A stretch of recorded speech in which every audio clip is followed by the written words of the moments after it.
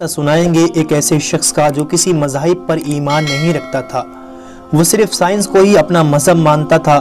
وہ جب تک کسی بات پر یقین نہیں کرتا تھا جب تک کہ سائنس اس کی گواہی نہ دے دے۔ وہ اپنے دور میں امریکہ کا سب سے بڑا ہارٹ اسپیشلسٹ ڈاکٹر تھا، مگر اس کے باوجود 1990 میں اس کے ساتھ ایک ایسا واقعہ پیش آیا۔ اللہ نے اسے اپنی قدرت کا ایک ایسا کرشمہ دکھایا جس نے ڈاکٹر لارنس براؤن کی پوری زندگی بدل کر رکھ دی۔ دوستو، وہ ایک کیتھولک عیسائی گھرانے میں پیدا ہوئے، مگر بقول ان کے وہ ہوش سنبھالنے کے بعد ایک دن کے لیے بھی عیسائی نہیں رہے تھے۔ وہ ملحد ہو گئے۔ وہ کسی خدا کے قائل نہیں تھے۔ وہ نہ صرف امریکہ کے بہترین ہارٹ اسپیشلسٹ تھے بلکہ پورے بر اعظم امریکہ میں شاید ان کے مقابلے کا کوئی ڈاکٹر نہیں تھا۔ وہ دنیا بھر میں لیکچر دیتے۔ ان کی ڈیوٹی امریکہ کے بہترین اسپتال میں تھی، مگر یہی اہم ترین اسپتال اور اس کی سہولیات ایک دن ان کے سامنے بے بس اور لاچار سر جھکائے کھڑی تھی۔ یہ سال تھا 1990 جب ان کے گھر میں ان کی دوسری بیٹی ہنا کی پیدائش ہوئی۔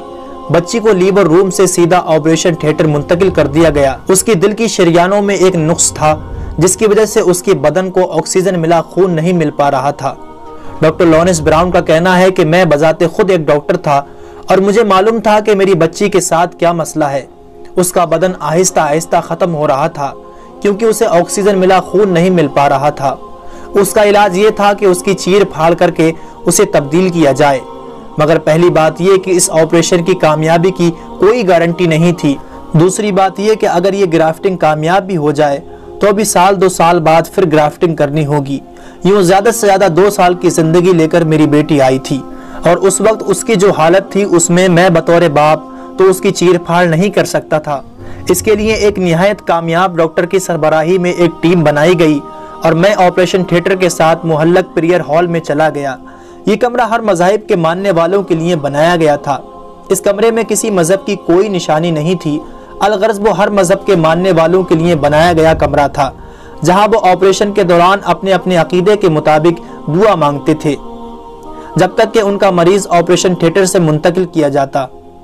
اس سے قبل ڈاکٹر لارنس کے لیے یہ کمرہ کچھ نہیں تھا، مگر آج ان کی اپنی جان پر بن گئی تھی تو یہ کمرہ بھی ان کے لیے ایک مذہبی اہمیت اختیار کر گیا تھا۔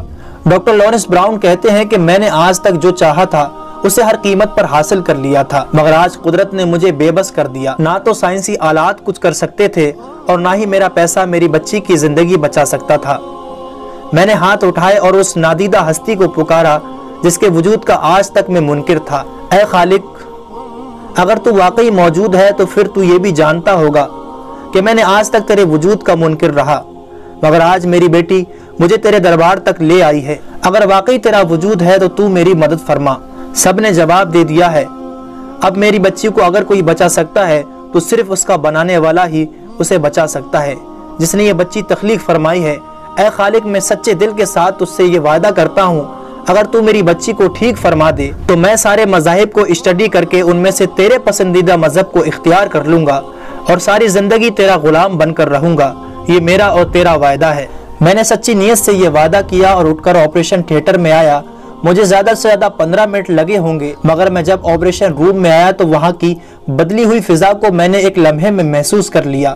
وہاں افراتفری کی بجائے سکون، اطمینان کا ماحول تھا۔ ٹیم کے سربراہ نے سر گھما کر مجھے دیکھا اور بولا، بچی کے آپریشن کی اب کوئی ضرورت نہیں ہے، خون کا دوران درست ہو گیا ہے۔ اور اس دوران خون کی درست ہونے کی جو وجوہات وہ بیان کر رہا تھا، میں نے سر اٹھا کر باقی ممبرز کی طرف دیکھا تو مجھ سمیت ان میں سے کسی کی آنکھوں یا چہرے سے ان وجوہات پر یقین 1% بھی نظر نہیں آ رہا تھا۔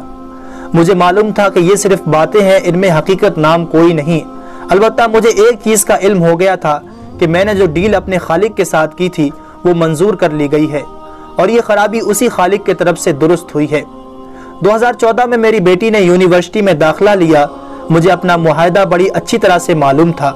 میں نے دنیا بھر کے تمام مذاہب کو اسٹڈی کیا، ان پر ریسرچ کی، بدھزم، ہندوازم، عیسائیت اور یہودی سمیت تمام کتابیں بھی پڑھی اور ان کے علماء سے مذاکرے بھی کیے، مگر میرے سوالوں کا جواب کسی کے پاس نہیں تھا۔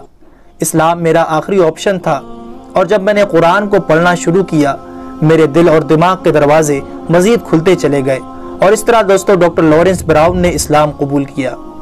امید کرتے ہیں آج کا ویڈیو آپ کو پسند آیا ہوگا۔ اسے لائک اور زیادہ سے زیادہ اپنے تمام دوستوں کو